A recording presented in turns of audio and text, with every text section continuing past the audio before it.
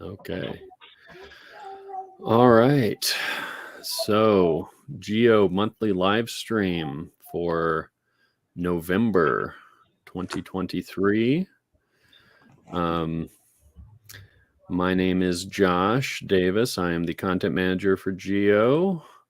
We have somebody new with us here this month, new to the live stream. So why don't you introduce yourself, Malakia? Okay. Hi, I'm Malakia.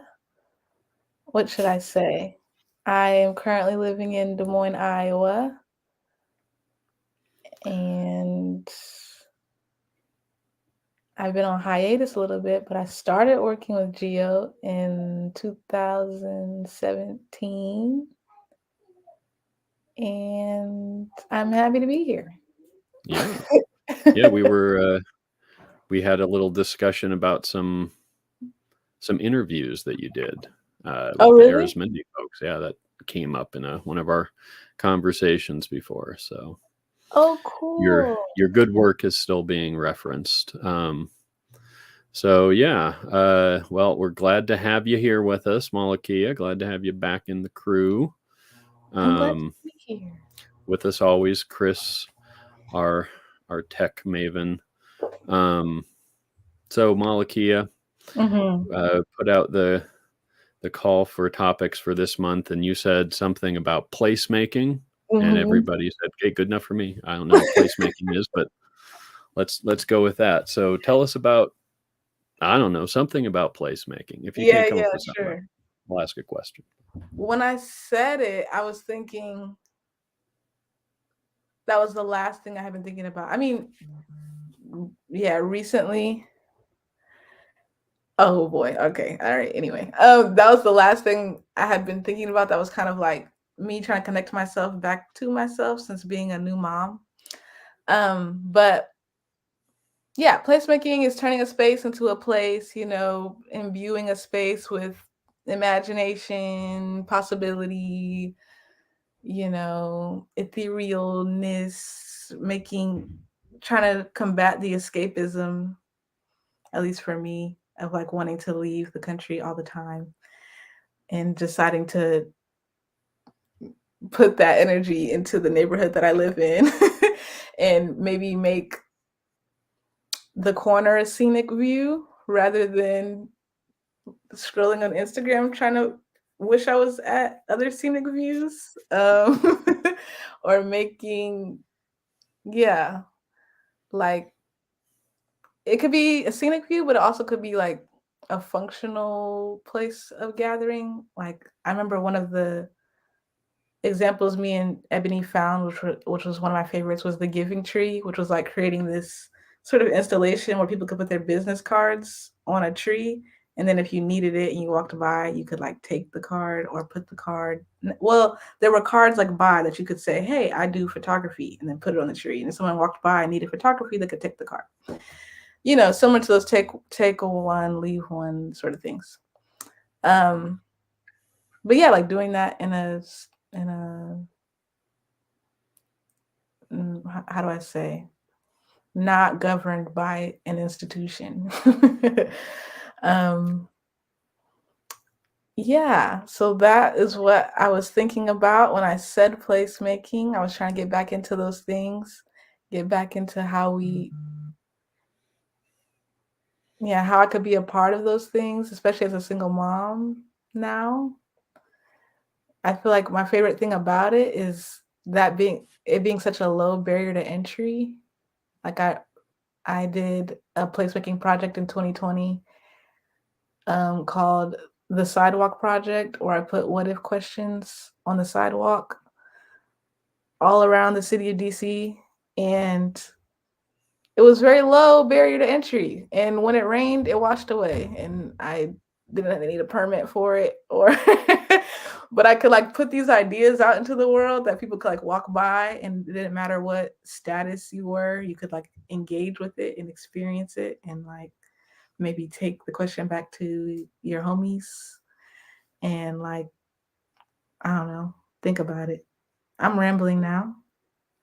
I hope that what I've said has Are conjured. there are there some other examples? You've given us kind of two there, the wishing tree and your little Yeah. what if.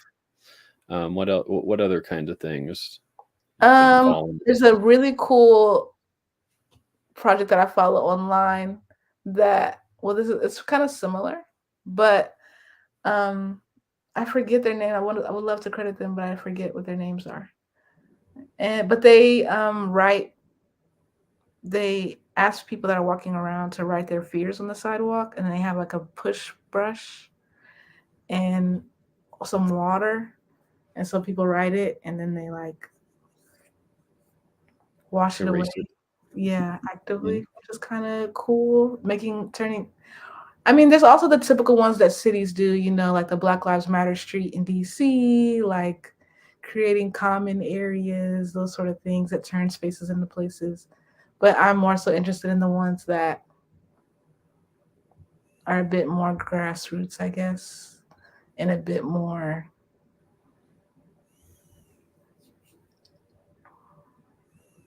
What are the words I want? I don't know. Like I said, imagination, possibility, etherealness, these things combined with functionality where possible, but mostly So imagination and possibility. Getting just people to ask what if about the places that they live in. Does that make sense? trying to, yeah, well, I'm trying to, yeah, beautifying your neighborhood, making the place where you live just have a better vibe to it, right? I mean, in general, I guess is what Yeah. it seems like, kind of stuff. I mean, I wonder, I don't know, like where I live, I don't um placemaking activities. I don't know. I just got back from a Friends of the Library meeting where we were planning our winter tea and silent auction, Mm-hmm. and we do these events at the library pretty like I don't know 4 times a year probably, and it's Mm-hmm. our last one was a big fry bread feed that we do. We're on the Confederated Salish Kootenai tribal Mm-hmm. reservation here, so um, the Indian tacos are a big thing, and so we had some folks from the Tribal Nutrition Center make Indian tacos for us, and sold out, of course, and it's just a great event for everybody, to come down. Mm-hmm. Anything we do at the library. I don't know if that's too formal to count as the kind of thing that you're No, I thinking love about. libraries. I feel like the most formal I'll get is libraries. I think they're the one thing that we got right. Hmm. Crazy society. Libraries are so great. So no, I don't think that's too formal. They're often I feel like the places that I mean, yeah, the places like it's like the last commons we have. It's like the last place you can go to and don't have to have money to be there. Other than yeah, parks and libraries. But that's the last place Yeah. you can go to inside. Or you could hopefully just make a sandwich, don't nobody come bother you, and you just mind your business, minding your business. Hmm. Um, what else do I want to say? I wanted to say also, last time when I was thinking about these things, they were more of like an intellectual curiosity. They were like, um, yeah, like an exercise, an intellectual exercise. But now having a family, this idea of community and strengthening those bonds, and also just like having ways to bring joy into life outside of like the many logistical things we have to think about every day. It's had a new like tint to it for me because yeah, because of what I just talked about. It's just not an intellectual curiosity anymore. It's like a very much I'm needed feeling the need for it. real thing. Yeah. So like for it to be both functional, the need for both functionality and yeah, beauty outside of just all this mundaneness that I have to like trudge through every day. I don't know if this is relating to the the central topics of GEO at all. I feel like I'm not. Oh, we cast a broad brush. I don't know. Does graffiti art count? I feel like graffiti art is Yes, graffiti art counts. placemaking. Yeah, it turns a place from like 10th and Broadway to like the place where there's that one balloon thing. It's Mhm, that kind of thing. So yeah, graffiti it turns a place from just a train to the train with the you know mhm. such and such sign on it. So yeah, I think that definitely counts. Murals, whatever. Yeah. Yeah, I personally am definitely in favor. I don't think this is an official geo position, but I'm always in favor of guerrilla actions to Same. beautify and artify our social collective spaces. Since Yeah. we, do have the big corporations and everybody wanting to plaster advertisements over everything. I Hmm. think it's one of my when I lived in Missoula, I hung out with some artsy types and heard through the grapevine one night that somebody was or one morning rather that early one morning heard through the grapevine after a party that somebody had been out doing graffiti art next to and they had done it in this alley right next to a cafe that had a big window right on the alley and right across from the window Mm. inside this building they had done this big piece of art that was really cool and Yeah. everybody like we heard the news. Oh, so and so like did a painting down there, and so we. As soon as the Catalyst coffee shop opened up, we were all standing outside waiting to get inside so we can go and enjoy the art for the about hour and a half that it lasted until the guy showed up with the Mhm. roller and the gray paint and but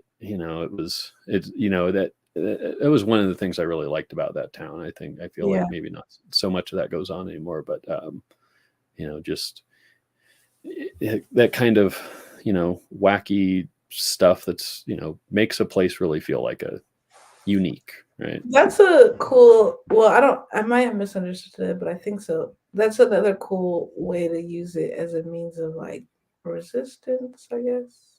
Mm-hmm. A means of yeah. It's like double sided. I like that. Reminds me of a.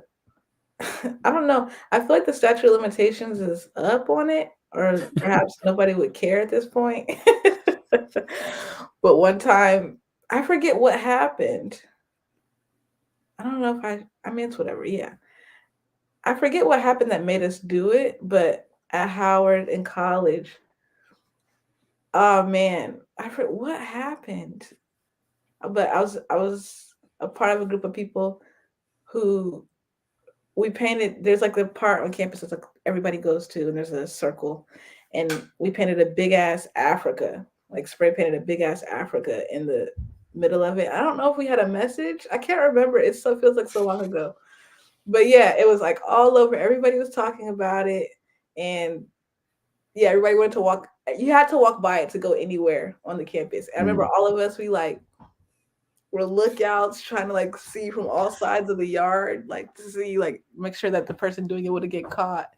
And yeah, and like you said, people looked at it and watched it until the guy came by to rinse it off. But yeah, as a means of yeah. Also, nobody knew. Nobody ever knew it was us. It was like this very stealth Mm-hmm. thing where we could make a point. Like that's the cool thing about it. You can make a point and people can I mean, I guess that's art in general. People can interpret it however they want and like it becomes a conversation starter and perhaps inspire someone else to do something to take it further, which is Mm-hmm. really cool. Mm-hmm. I don't know. Yeah, I definitely, I really, I feel like there's something definitely to the resistance aspect. Actually, made me think of Occupy, and Mm, at least my experience here in Montana with mm, our in Occupy Missoula, mhm. where we had a camp set up for 5 6 weeks or something. I mean, it was quite a while that we occupied the courthouse lawn, and that totally like turned that space that was just like a big, you know, the open field of grass in front of the county courthouse into like a place, like a, you know, this little odd kind of pop-up community thing. So yeah, I Exactly. mean, Having these low barriers to entry to kind of like, because it's a tough thing to go back and forth, at least for me, between like just having to live my life, but also having this resistance heart, but also being like, I don't have the energy for that shit anymore. I can't be going out to do all this stuff. I don't even got the money to be donating this stuff. I can't be posting all the time. Like I need these like little things that also like, I don't know, kind of get me back in my body. I don't know, kind of feel like I'm a part of it without without draining so much energy out of the day. I feel that's another thing that I really like about placemaking and thinking about placemaking. I'm not sure. I feel like I should have a question. Let me think. I'm trying to relate it to GEO things because this is like tangentially. And we're talking about community building, sort well, of. what about organizing? You know, I mean, is this a space where you can do some community organizing around? And just I feel making it like little individual projects. I'm reminded now. One time, me and Abe we met up in New York, and we went and we were with these like people that did marketing, and we were talking to them about how we're into communes and stuff like that, and they were like, and we were talking about how to like why we were into communes. They were like understanding it a little bit, but they were like, you guys got to rebrand the word, because like the branding on communes is not really like the messaging around communes. It's too messed up to like really try to fix. Oh, go ahead. Oh, Josh, should we show this comment right here from Authentic Ease? Oh, yeah, I wasn't even paying attention. Thanks for showing that. What's he say? This is reminding me of Toni Morrison saying, "Do what you can where you are," in terms of activism. Yes. Facts. Exactly. Facts. Yep. Thank you. Organize where you stand. That's another one that's an IWW one. Organize where you stand. Mm-hmm. That's Yeah. Those are the ones. And you know, one thing on that kind of note that I like about, I guess, this kind of concept or way of thinking about things, it's smaller scale, right? You're thinking about like your local neighborhood, your local community, when so much of our narrative and our like rhetoric and what that goes around is all so large scale. Everything, trying to change the world and into policing and all this like big stuff. And a lot of times like it kind of feels like, and that if it's not a big thing, it's not important. But our day-to-day lives, our actual lives are lived on this small scale. And so like putting some attention here, it's not parochial, and it's not like, oh, you're trying to hide from the big issues. Like being real about this is and also I feel like you can build a lot of like, you can build the base to do other activism, like okay, like, and that you'll have a stronger base if you've started doing something that's like just focused in your local neighborhood, and then those people that you build those relationships with, if it comes to doing something on Palestine or something else, that like you have a lot firmer foundation to build from. Exactly. I feel like that's what I was trying to say, so thank you. Yeah, exactly. I was gonna say before the comment, when you said organizing, like the comment that guy made about communes is how I feel about the word organizing right now. It feels like so heavy. It feels like I feel like I check out when I hear the word, because I'm like, it's too big. It's too much. Like, I'm not like that. I just hear like flyers and like, I don't know, just not what I have capacity for. So that's why I feel like I got into this type of stuff, because I'm like, okay, this is something. It got rid of that, or it helped. What's the word? Put a salve, perhaps, on that helpless feeling, the hopeless feeling, especially when people are so articulate about how big these things are, like you're saying. And yeah, like you're saying, especially the Palestine, it's like, what am I'm watching this, I'm seeing, it's wild. There are no words to really talk about it. And it's like, I mean, there's all the words. People have great words, but like me, my little old self here in Des Moines, a little Black girl in Iowa, I don't feel like I got no more other words to really like impact, or like I said, I'm just trying to use my little monies to get out my mama house. Like that's where I'm at right now. I'm just I don't know how to like what am I supposed to do? And especially as I'm seeing the children, like, sheesh, I can't even get into it. It's too much. Yeah. It's too big for my body to hold. Mm-hmm. Like, what am I supposed to do? And this type of stuff, like, makes me feel like, okay, I put a little good out into the world. I feel like, oh, how do I say this without being like too extra? Like, I feel like these little things also are the things that help build, like you're saying, build trust, build care inside of a little node of a community. And like, yeah, just build a little, I don't even like the word community. That word feels too big. I feel like I want it to feel like a band, I wanted to feel like everybody's passionate about this one thing. I don't know. Am I getting too crazy? I could be. But I want to feel like I don't know, like we're all just excited about this thing, and it's bigger than us, but it's not like too heavy on us. It's just about the music. Like, I don't know. I don't know if that makes sense. I'm rambling again. I hope this makes sense. But it makes me feel like it makes me feel like, even though it's small, it does feel like I'm helping by taking care, like building a community to take care of each other with, using this kind of stuff, finding like-minded people. I'm able to kind of like, yeah, it feels like resistance to me to be able to find other people that want to help take care of each other. Mm-hmm. Because these and it feels real too. Because I feel like so much of the shit that we have to deal with, the mundane stuff that I'm talking about in America, it feels so fake. It feels so fickle. It feels so dumb. And it feels like the only real things to engage in are like sex and death. And I feel like that's what permeates our society, sex and death, because the only things that make us feel alive. And so like, I mean, because everything else is just bullshit. Everything else is just like, let me circle back on this email. Let me try to raise my credit score to like get a house. Like, what are we talking about?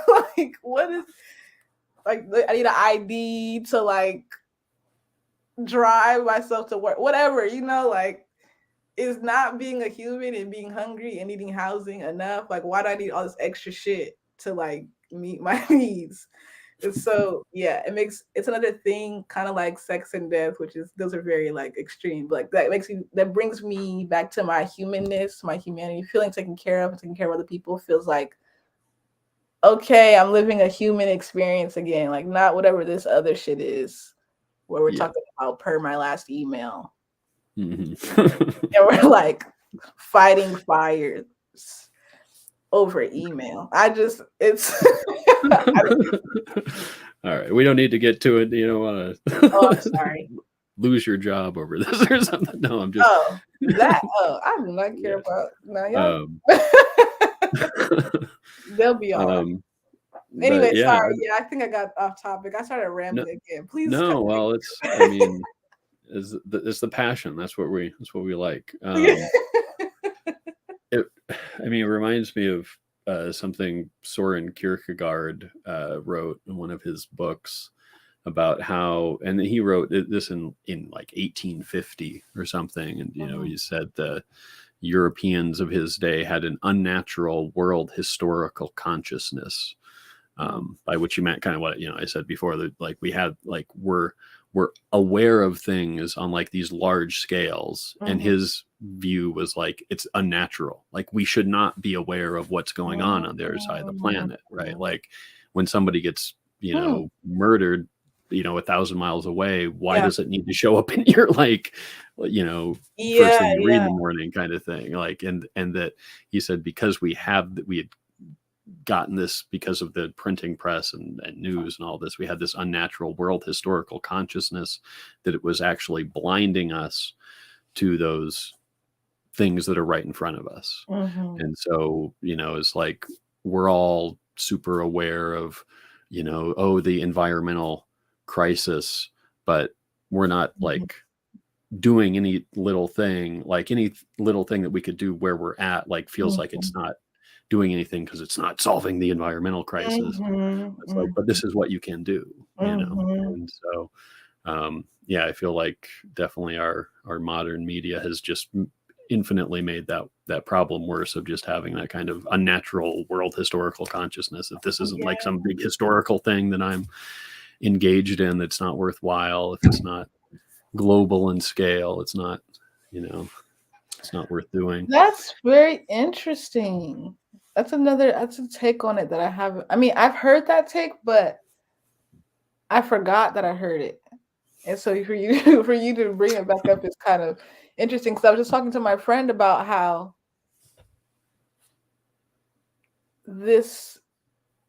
us being aware of like what's happening in Palestine, the Congo, Sudan, all these places, to me makes it feel like an opportunity to wake up to the fact that it's not like, to not be so US centered, and to not feel like our marginalizations are like the marginalizations that people here are experiencing are unique. I don't know. And also we're in the West, so like what I'm talking about is, if we're trying to compare, these things they're almost not, comparable at all. But like similar themes are happening. I don't know. I thought maybe that would be what's it called? A spark to like let people realize like, okay, this stuff is, I know there are people on the margins saying that, like, hey, we're all connected, but like it's kind of in our faces now, like, hey, stuff is happening all the time, everywhere. Like, we really are all connected. What are they doing? What can we learn from them? I don't know. So that's an interesting perspective. I appreciate it. To your other point, my friend that commented, they always say, start with the material in the room, okay? Like you're saying, start with what's in the room. And they're usually saying that around like more interpersonal issues, like people wanted to like call people out or whatever. And it's like, work with what's in the room. There's enough in the room to work with. Similar to what you're saying about climate change and like these big issues, like you don't have to maybe reach out so far, like you're saying. You can work with what's in the room, in your home, in your neighborhood, and try to get answers that way. And another friend, I forget her last name. Anyway, I have a sister who had wrote a book called Start Ghetto, Letitia Owens. Start ghetto. Like just start real cardboard box level. Same vibes. Like change can happen on that scale too. And that's what placemaking kind of reminds me of. We can start ghetto. We can work with the material in the room and still create and still like make change. I feel like I've been singing that song for a while. I probably will be singing that song till I die, I think. Yeah, anyway. I don't know, because I feel like change sounds so big and like hard, and it can be more simple than that, I think. Anyway. Well, things are changing one way or another. It's really right. There's no avoiding. That's true. There's no avoiding the fact that the way things are right now is not how they're going to be in 5 years. Like we can all see that. It's just a question of like what kind of direction they're going to be moving, and that's what I. Is that really a question? Yeah, I think it's always an open question. Like it's not that I don't believe in, fate, or that there's no, once things have been set on a certain course, there's absolutely, like, it's all set in stone.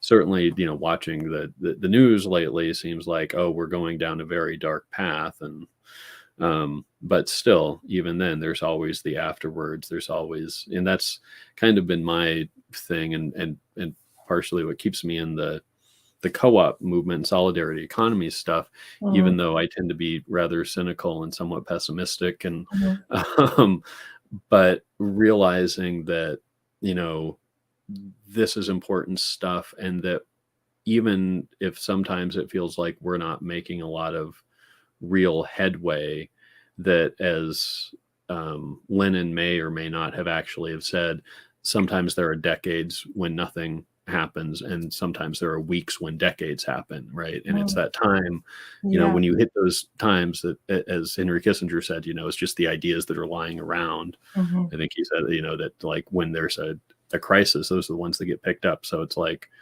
things are going to change. Our society is having a lot of issues, and they're not going to be getting, probably much better. So, as there's more crises, it's like trying to make sure that there's some good ideas sitting around to pick up and try, because, otherwise, dang. This is the first time I've, like, talked in this, not in this way, in a while, so I'm, like, still trying to gather my words. But that reminds me, I feel like another thing, maybe, did I say this already? I'm not sure. You guys can tell me if I did. But another thing that placemaking does for me is, allow me to imagine for the future. I feel like, we're always, when we're thinking about whatever the revolution is, whatever the next step is, it's like easy. I fall into the trap all the time, as exemplified by my question, like, is it, like that much of a mystery where we're going? And I appreciate you, like, pulling me back, like, okay, well, we, possibilities are still a thing, and I feel like placemaking kind of pulls me back to, in the same way, it kind of makes me feel agency around, like, reimagining a new future, like, trying to do my little part to shift it, do my little part to, like, not believe in The Walking Dead as the only possibility, or, like, 2001 Space Odyssey. Like, that's a bit, I don't know. What is the new version of 2001 Space Odyssey? I now think you it's do it still yourself. What'd you say? Oh, wait, never mind. I'm thinking of something else. So you go ahead. Okay. It's like, I just think it's just the AI apocalypse, which was kind of what 2000 A Space Odyssey or 2001 was about. So I mean, I felt like there have been newer references that I could have made, but I just can't think of any. I feel like, I don't know. But anyway, so like, the apocalypse doesn't have to be those things. And placemaking kind of helps me feel empowered in that idea. Yeah, because we have to have people that are brave enough to think about, okay, so when the shit does hit the fan, as it already is, what next? What next? Because we can start thinking about that. Hey, Chris, go for it. So tell me if I'm not on topic, but I think I am. I don't get embarrassed.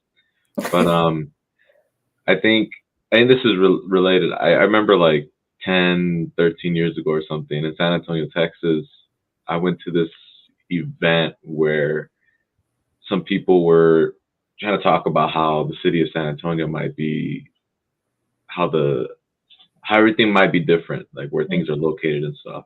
And it was really cool to see that, like, the idea. I think there were some principles that they had, like, that everything that you need in the years within walking distance, and then they had like maps and stuff like how do you say, like drawings and stuff, how that might be.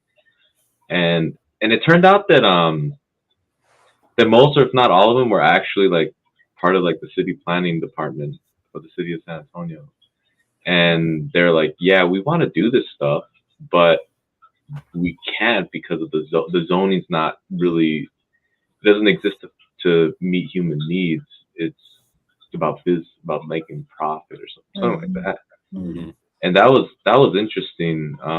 That and I don't think it was like a city event. It could have been a city event, but it was cool that to see these folks who were, they kind of threw their hands up in the air. They're like, we wish to see this, but like we don't call the shots. You know, like it would take a lot of people to change a lot of things.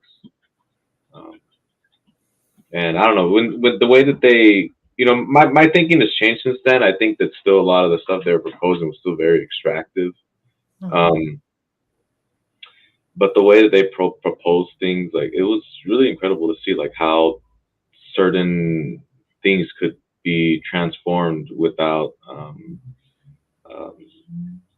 with less effort than I would think. So I wonder if that exists in other places where you have, you know, the people who are pulling the levers. They don't want to be doing what they're currently doing.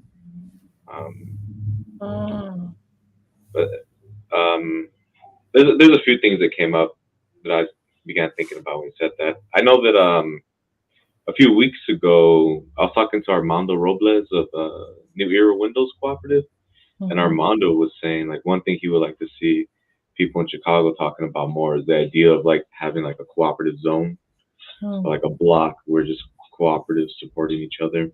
Man, I don't know how that would happen in Chicago. I feel like, man, it would require tremendous organization among ordinary people, or really getting in bed with politicians to make that happen. All over the city. It'd probably be really dirty. I don't know. Is that related to placemaking? Very much so. Yeah, I'm very much into the urban plannings of it all as well. Although, yeah, go ahead, Josh. Well, it seems like, I mean, it's maybe a little bit outside of the more kind of informal sort of stuff that you were talking about, but yeah, bring up like the zoning issues, like at some point, that those things have to be addressed, and maybe this is a way that people can even become aware of the issues to get engaged and maybe force some changes from your city council or whatever. Is if he was like, hey, we all want to do this thing with this empty lot or whatever, but we can't because of the zoning, and goes into it. Yeah, that I think that's what discouraged me when I kind of exited, because of all of that stuff, all that bureaucracy of like, why do I have to? It's a lot. Yeah.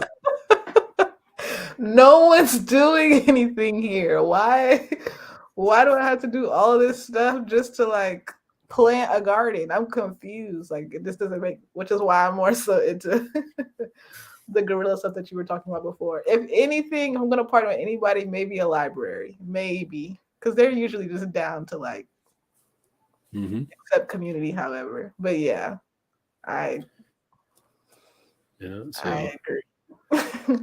Sorry, I interrupted you. No, yeah, I mean definitely there's I personally, I feel like there's a balance. Like there's plenty of scope for the like guerrilla gardening and stuff like that, and just kind of taking the tack of more of better to beg forgiveness than ask permission sometimes. And I mean, geez, that's what Uber and Airbnb, their entire business model is based on. Like, screw the regulations, we're just going to do what we want to do and figure it out later. So I don't see why the rest of us can't take that attitude as well, especially on things that are not harmful. But at some point, I think there is a balance where it's like we do have these structures, and trying to just never interact with them at all, I think doesn't necessarily always work. So but yeah, trying to keep that balance. It's like, it's not like you don't just have to go through the bureaucracy. There are other ways. There are ways to be more creative about things. Yeah. But I need, this is why, like teams are good. Having a band, so to speak, is good because, I'm just so opposed. I'm like so on the other end of like working with anything, working with any system.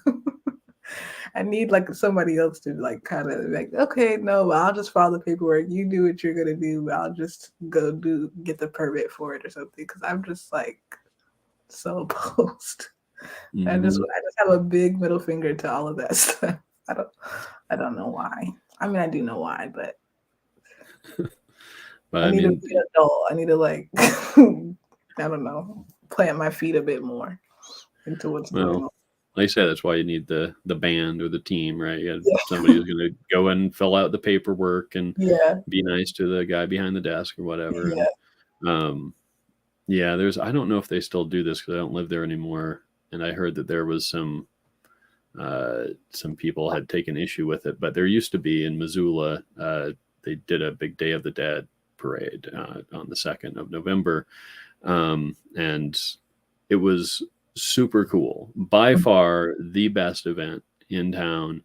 And it was completely, I mean, I want to say unorganized. It was very like anarchistically organized. The first couple of years that they did it, I think it was just some people from the art school who, they made some big steamroller prints with like skeletons on it and stuff, and just had invited a bunch of people down, had a parade down like the main drag of downtown. And I think they just kind of did it spontaneously the first year, maybe the first couple of years. And then the city was like, okay, you need to get permits and stuff. And I was on the organizing committee, quote unquote, which is like 4 people, like, some retirees, and then like me doesn't, like underemployed and wants to help. And it was, very minimal. It's like, okay, you got to like get the things to block off the cross streets from, so you can,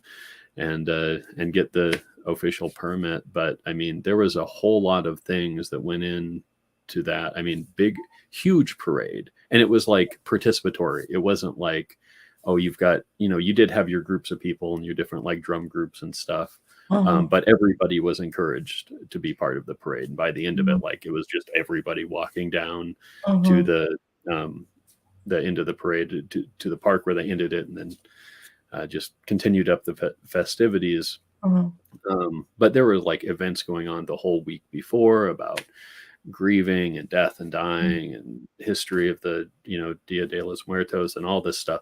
That nobody, it just like it's basically happened on its own. Just like some art students started doing something, some other people like, hey, that's cool, let's like do our own thing kind of associated with that. And then 10 years later, it's this massive week-long event that everybody's like, how does this happen again? Like people who did it last year just kind of call each other and like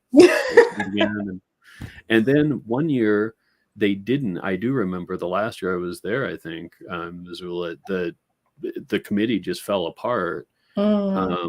But everybody still showed up on November 2nd because it was just like, everybody knows we have a big parade on November 2nd at sundown. So, it's like, they're going to do it anyway. The city knew it was going to happen. So, like we should probably take the traffic barriers down there.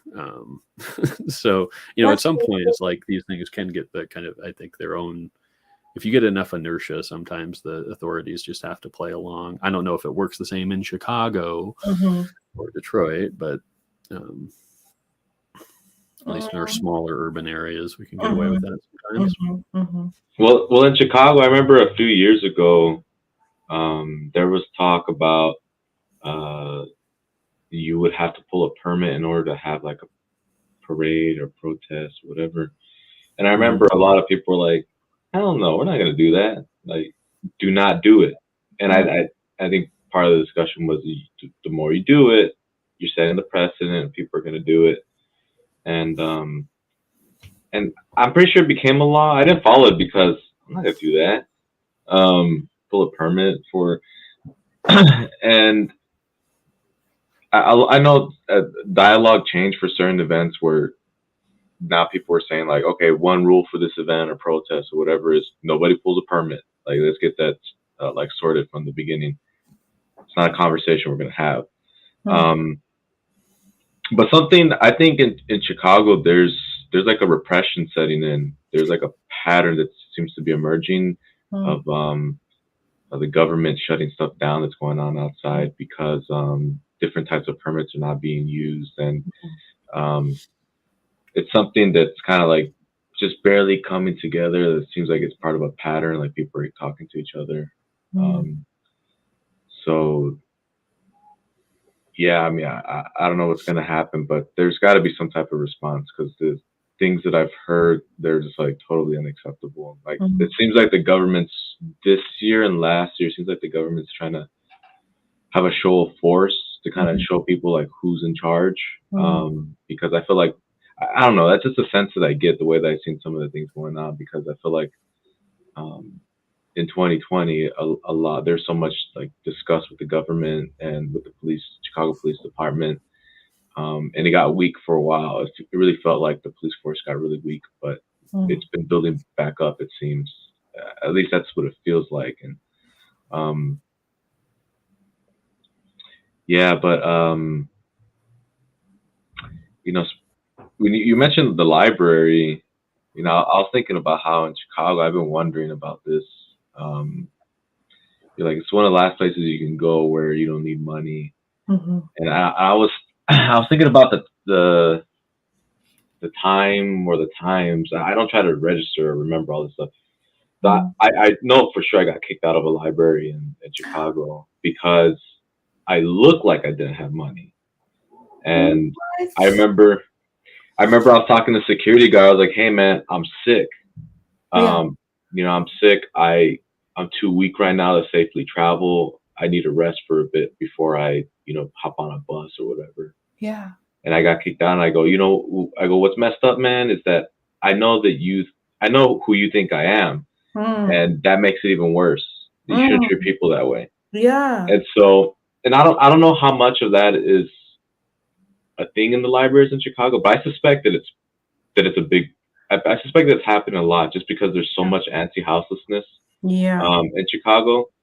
And part of that is like this bizarre thing that's been going on recently, where for a lot of the migrants who are coming into Chicago, there's a plan to develop at least one tent city, which is really weird because right before 2020, and during 2020, the government was shutting down all these tent cities that houseless folks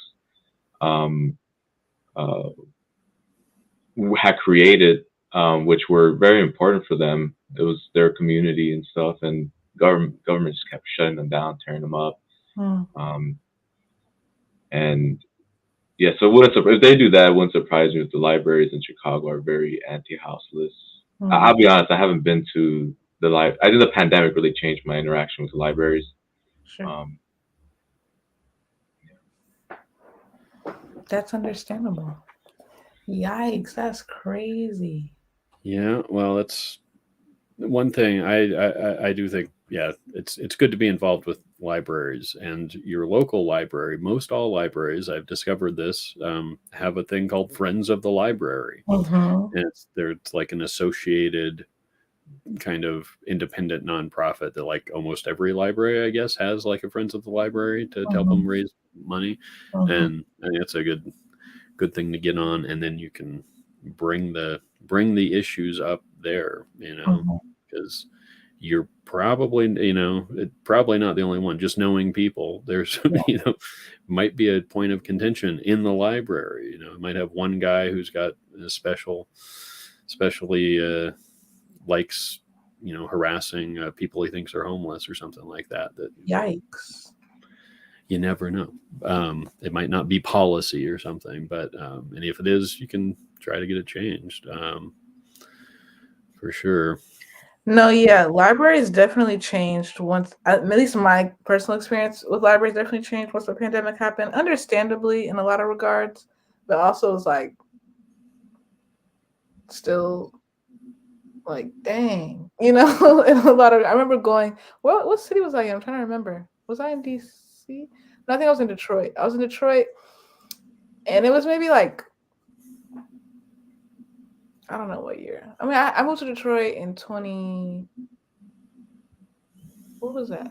I think 2022, or almost, it was becoming 2022.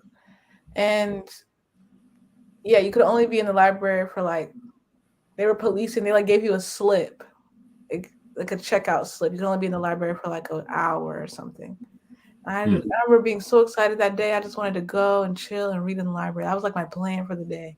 And I was so, I was so like distraught by that plan disrupting. Like I said, in a lot of cases, it's understandable. In other cases, I was like, damn, nobody, where else? And it was cold. It's Detroit. It's cold. It's the beginning of there's nowhere where are people supposed to go? And it's so clear. Yeah, it's just so, it feels, I don't know. But you're right. You're definitely right. Libraries out here. Take them over. That's why I say, you got to get on the board. Take them over. That library is an institution. You could actually think about doing that. You get enough of your friends to. Make a band out of the library. I Yeah. might do it. I might make a band out of the library. I don't know. I mean, a lot of these organizations have a hard time finding people, right? So right. if you show up with a bunch of people who are into it, like you can take the organization over. Chris, what did you raise your hand there? Yeah, well, I remember during I don't know, it was the last polar vortex in Chicago or the one prior. I was talking to this medical doctor, and we're talking about like shelters, and if I recall correctly, I think he mentioned that a lot of libraries used to be shelters, and one of the things for extreme weather events, and and that included like when it gets too cold, and if I recall correctly, I think they're saying that like there used to be kind of like more of this thing where libraries were a 24/7 thing, and the diminution, if I use that correctly,